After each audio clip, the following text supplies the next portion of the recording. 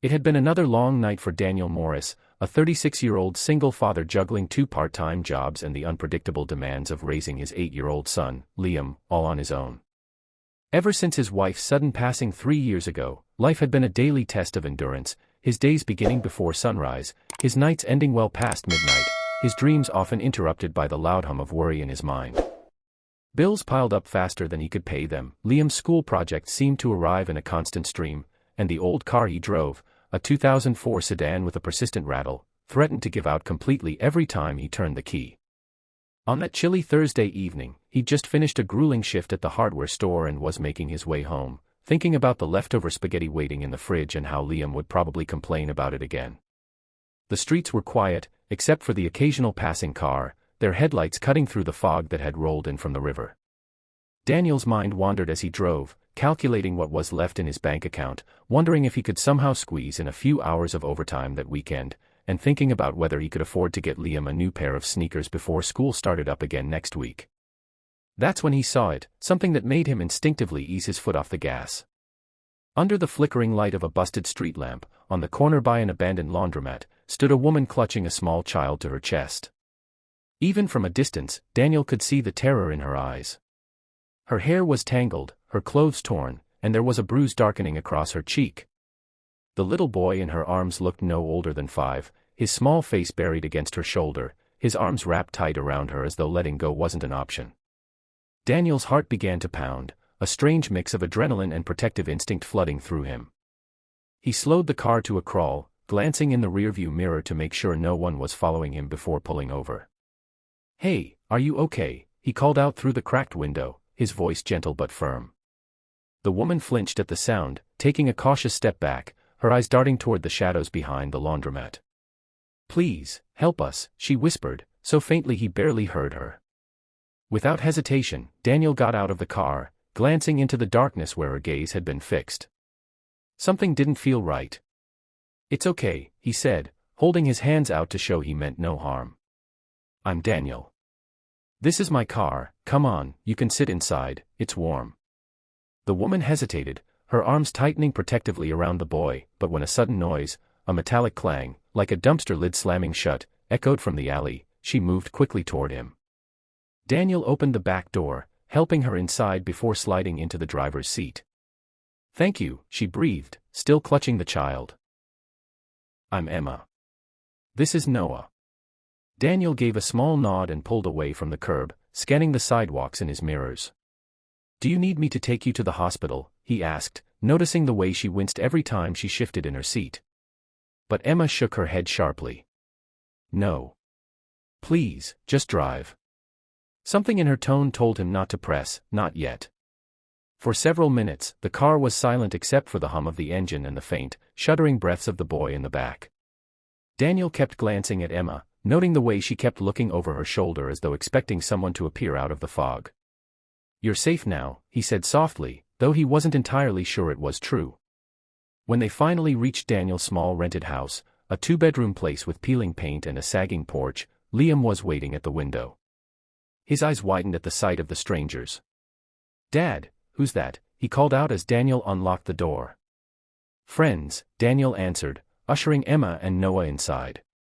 He offered them the couch, grabbing a blanket from the hall closet. Liam, curious as ever, plopped down beside them. "Hi," he said to Noah, who peeked out from behind his mother and gave the smallest of nods. As Daniel made coffee for himself and a cup of tea for Emma, he kept thinking about how she had looked standing under that street lamp, how desperate and fragile she seemed, yet how fiercely she held on to her son. "You can stay here tonight," he told her. "It's not much, but it's safe." Emma's eyes glistened. "You don't know what this means to us." Daniel wanted to ask her everything, who had hurt her, where she'd been, why she was out there in the cold with a child, but he could see she was still trembling, still catching her breath from whatever had happened. So instead, he let her be, making up a bed for her and Noah in Liam's room while Liam offered to sleep on the couch. That night, after everyone had settled in, Daniel lay awake, staring at the ceiling. He had a bad feeling, like trouble had just walked through his front door disguised as a frightened woman and her child. He didn't know yet that in just a few days, the police would show up with a revelation so shocking it would turn his entire world upside down. The next morning came with a sky the color of wet concrete, and Daniel woke to the muffled sounds of Liam and Noah giggling softly in the kitchen. It was strange, just hours earlier, Noah had been a silent shadow clinging to his mother, but now he was cautiously playing with Liam's action figures at the table. Emma was there too, her face still marked by bruises but freshly washed, her hair brushed, wearing an old hoodie Daniel had dug out from the back of his closet. She looked lighter somehow, though her eyes still carried that haunted flicker, as if she was living in two worlds, the safety of the present and the terror of wherever she had just escaped. Daniel made pancakes, partly because it was the only breakfast he could afford to make in bulk and partly because it was one of the few things guaranteed to make Liam beam. As they ate, Daniel asked careful questions, but Emma kept her answers short. "We were living with someone," she said finally, tracing the rim of her coffee mug with one finger. "Someone who hurt us. I couldn't stay. I had to get Noah out." She didn't say more, but the way her hands trembled told him enough. She'd been living in a nightmare, and last night had been her breaking point. Daniel didn't push. Over the next 2 days, he let Emma and Noah settle in, showing them the small routines of his life, how Liam loved to read before bed, how the space heater in the living room made a weird clicking sound, how the leaky faucet in the kitchen could be coaxed into silence with a well-placed towel. The neighborhood was quiet, the kind of place where everyone minded their own business, and Daniel was glad for it. But the peace wouldn't last. On the third evening, just as the sun dipped behind the trees and the air took on that deep, bluish hue of early night, a knock sounded at the door, sharp, authoritative. Daniel froze, exchanging a glance with Emma, who went pale instantly. "Stay here," he murmured, moving toward the door. 2 police officers stood on the porch, their uniforms crisp, their expressions grave. "Daniel Morris?" the taller one asked. "Yes," Daniel replied cautiously. "We need to speak with you." "May we come in?" Daniel stepped aside, his stomach tightening. Emma had disappeared into the hallway, pulling Noah with her. Once inside, the officers wasted no time. "We're here regarding Emma Carter and her son, Noah," the shorter officer said. Daniel's mind raced. "Is she in trouble?" he asked, defensive instinct rising. "That depends on your definition of trouble," the taller officer said. "Mr. Morris, 3 nights ago, Emma Carter was reported missing, along with Noah, by her husband." Daniel blinked, caught off guard. "Her husband," he repeated. "She told me she was escaping someone who hurt her." The officers exchanged a glance. "Her husband, Peter Carter, is a high-profile businessman in the city. He claimed Emma kidnapped Noah and fled. He's been plastering their faces all over the news." But, the taller officer paused, lowering his voice. "Off the record, there's more to the story. Peter Carter is under investigation for domestic abuse, though nothing has been proven, yet. We have credible evidence that Emma and Noah were in serious danger. The thing is, Mr. Morris, Emma hasn't told you the full truth." Daniel felt the room tilt. "What truth?" The shorter officer opened a manila folder and slid a photograph across the table, Emma, standing in a bank lobby, holding an envelope. "This was taken less than an hour before she showed up on your street.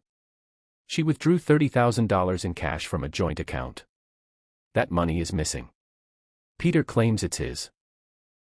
Emma claims it's hers, and that it's the only way she could guarantee her and Noah's escape. We're not here to arrest her," the officer added quickly, seeing Daniel's expression harden.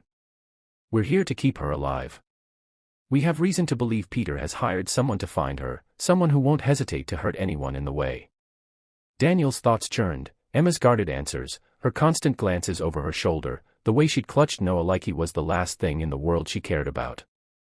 Suddenly, the reality of his situation hit him. By helping her, he put himself and Liam in the crosshairs of something dangerous, something far bigger than he'd imagined.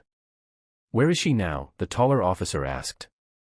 Daniel hesitated, his eyes flicking to the hallway.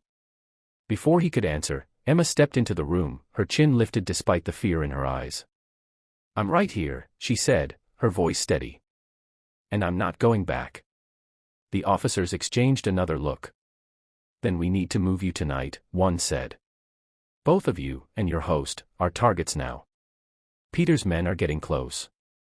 The next few hours blurred into a haze of hurried packing, whispered reassurances to Liam and Noah, and the cold dread of knowing that someone, somewhere, was hunting them. As they were escorted into an unmarked police SUV under the cover of darkness, Daniel caught Emma's eye. In that moment, he realized something: he didn't regret stopping that night under the street lamp. Because even if it meant risking everything, he knew deep down he couldn't have driven past. Sometimes, the right choice isn't the safe one, it's the one that keeps someone else alive. And as the SUV pulled away, disappearing into the night, Daniel had no idea that the true shock, the one the police hadn't told him, was still coming. A revelation that would not only change how he saw Emma, but also force him to question everything he thought he knew about himself. If you've been gripped by this story so far, make sure you're subscribed and notifications are on, because the next chapter in Daniel's life will leave you questioning where the line between hero and victim really lies.